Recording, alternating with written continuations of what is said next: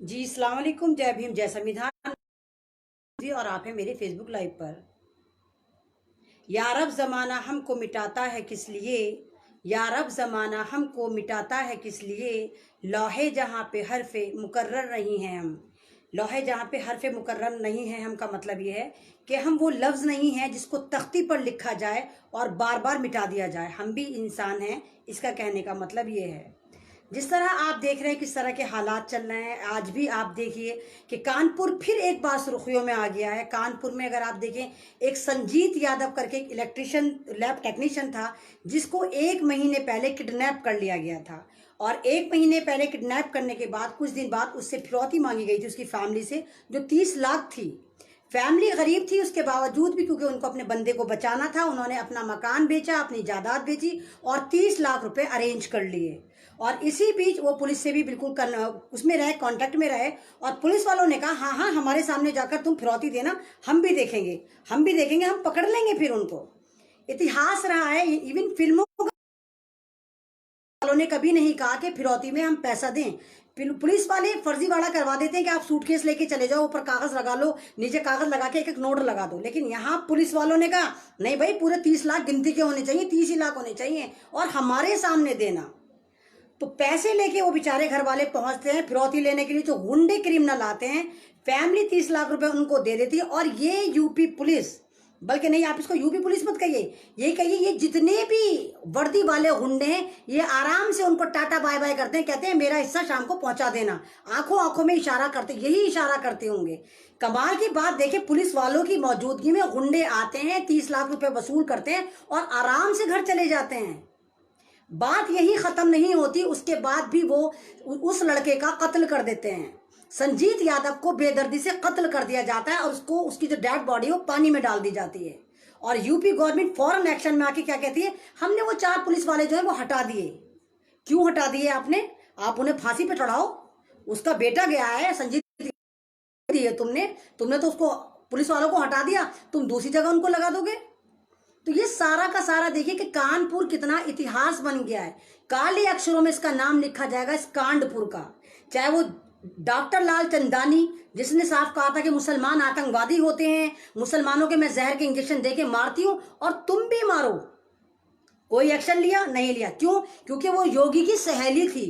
उसके बाद आप देखिए शेल्टर होम में कितनी सारी लड़कियों का HIV पॉजिटिव पाया जाना और प्रेग्नेंट पाया जाना, कोई एक्शन लिया नहीं लिया। क्यों? क्योंकि सारे योगी के चेले चपट्टे जाते थे वहां पर और उन लड़कियों ने साफ कहा कि हमें नेताओं के घरों में सप्लाई करा जाता था, हम बीजेपी के घर जो कोठियां हैं, ऑफिस हैं, वहां पे जाते थे। बच्चियां कौन थी? सारी नाबालिग। उसके बाद अगर आपको याद, दिव्या अवस्थी, दिव्या अवस्थी कौन? बीजेपी की एक लीडर जो रेत माफिया से जुड़ी हुई है, उसकी रिपोर्टिंग कर रहा था एक न्यूज रिपोर्टर जिसका नाम था शुभम। उसको बेदर्दी से इसी दिव्या अवस्थी ने ऑन द रोड गोली मरवा दी। कोई एक्शन नहीं, क्योंकि है भाई, बिल्कुल जो योगी है आपका, योगी जो यूपी का योगी है, जो यूपी का प्राइम मिनिस्टर कह लीजिए, आप उसको योगी भी मत कहिए, वो बिल्कुल शेर की खाल पहन के बैठा हुआ है, लेकिन अंदर भेड़िया, अंदर भक्षी है। कोई उस पर कार्रवाई नहीं। उसके बाद फिर भारत का विकास पैदा हुआ, आप सबने देखा, विकास दुबे, जिसको एनकाउंटर करने पुलिस वाले जीपों में भर के गए थे। और रिजल्ट क्या हुआ था? सारे पुलिस वाले टाए टाए फिश और 10 पुलिस वाले मर गए थे। मैं उनको शहीद नहीं कहूंगी, वो मर गए थे, उनको विकास दुबे ने टपका के ऊपर भेज दिया था। तो ये पुलिस है दिल्ली यूपी की और ये गुंडा राज है। उसके बाद इन्होंने सारा का सारा विकास दुबे का साथ ड्रामा करा, फर्जी एनकाउंटर करा, जेम्स बॉन्ड बना के पेश करा कि विकास दुबे जिस गाड़ी में जा रहा था, जैसे ही वो कानपुर में आती है तो गाड़ी भी चेंज हो जाती है और उसका एनकाउंटर हो जाता है, क्योंकि वो भाग रहा था, लंगड़ा था फिर भी भाग रहा था, रॉड पड़ी हुई थी फिर भी भाग रहा था। और कमाल की बात यह है, 180 की स्पीड से वो रिवर्स मोड में भाग रहा था, इसीलिए गोली उसके सीने पे लगी। अब उसके बाद ये वाला हादसा, अभी कुछ दिन पहले आपको गुना वाला हादसा याद होगा कि उसी कानपुर में इन किसानों को बेदर्दी से इन्हीं पुलिस वालों ने, इन्हीं वर्दी वालों गुंडों ने मार गिराया।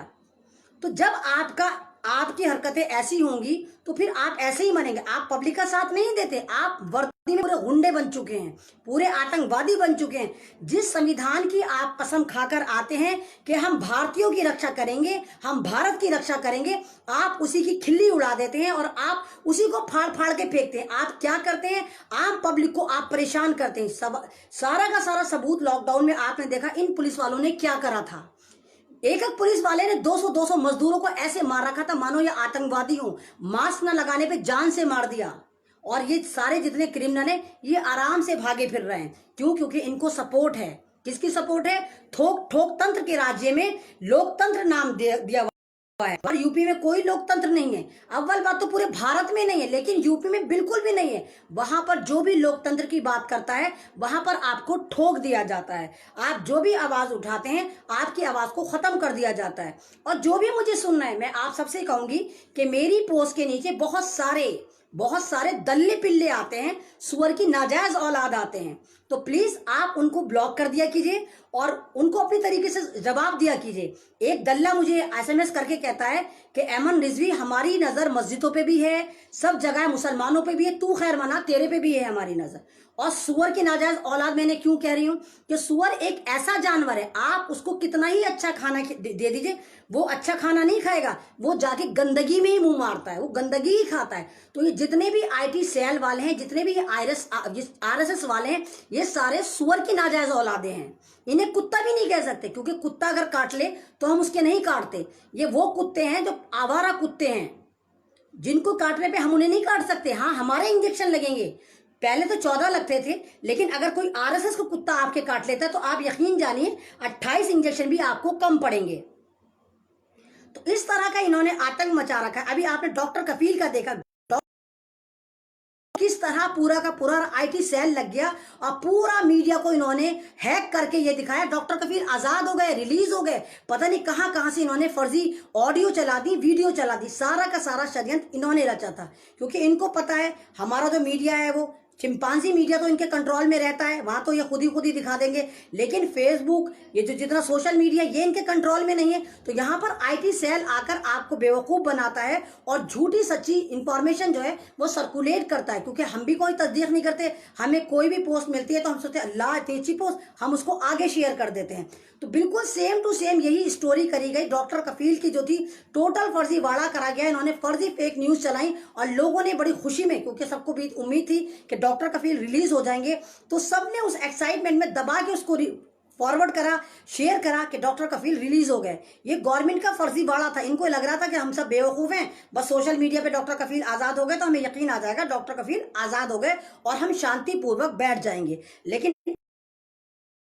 के अंदर ये आईटी सेल जो है बेनकाब हो गया। सबको पता चल गया कि बहुत लंबा लोचा है, पूरा का पूरा गोलमाल है। ये सारा आरएसएस का जो आईटी सेल है, इसने षड्यंत्र रचा था, इसने फेक पोस्ट लगाई थी, जैसे व्हाट्सएप पे भी तो आती हैं, इन्होंने फेसबुक पे भी कर रखा है। और जैसे मैंने आपको बताया था कि अंबानी, भगवा आतंकवादी की सबसे बड़ी कंपनी, उसने फेसबुक पे अपना शेयर ले लिया है। जब से फेसबुक पे इनका शेयर लिया है तो जितने भी दल्ले पिल्ले हैं आईटी सेल वाले, 1 करोड़ जो गोबर भक्त हैं, ये सारे के सारे फेसबुक पे आ गए हैं। हमारा जो ये सरकार है जो बात बात पे आई कार्ड मांगती है, बात बात पे आधार कार्ड मांगती है, हम लोग कह रहे हैं अगर फेसबुक की तुम आईडी बनाते हो तो आधार कार्ड पर बनाओ, फिर हम देखेंगे ना कितना दम है किसमें। सारे के सारे तुम एक्सपोज हो जाओगे, क्योंकि 90% फेक आईडी तुम लोगों ने बना रखी है। कभी मुसलमानों के नाम से बना रखी है, कई सरदारों के नाम से बना रखी है, कई हिंदुओं के नाम से बना रखी है, लेकिन सब तुमने बना रखी है ताकि तुम गुमराह कर सको, तुम लोगों को बिल्कुल बरगला सको, तुम बिल्कुल यहाँ पर भी झूठ और फरेब बांट सको। तो ये सवाल आप पे बनता है कि आप कितने अवेयर हैं, चलाते हैं। जैसे आपने देखा अब तो कांग्रेस भी कूद पड़ी है डॉक्टर कफील के मैटर में। कांग्रेस कह रही है हम यूपी में अभियान चलाएंगे, डोर टू डोर कैंपेन चलाएंगे और लोगों से पूछेंगे कि उनकी नजर में डॉक्टर कफील कैसे हैं।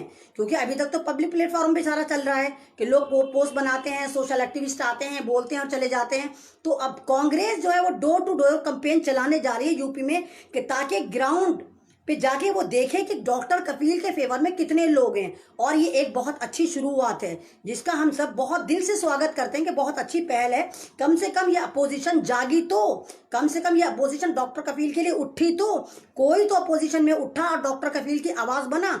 और जिस तरह डॉक्टर कफील के लिए आवाज बनना है, इसी तरह आप सब लोग खालिद सैफी भाई के लिए, मीरान हैदर के लिए, जितने भी लोग उठे हैं, चाहे वो JNU के उठे हैं, शर्जील इमाम, शर्जील उस्मानी, मुझे बहुत कम नाम याद रहते हैं, बहुत सारे ऐसे नाम हैं जो मेरे दिमाग में नहीं रहते हैं।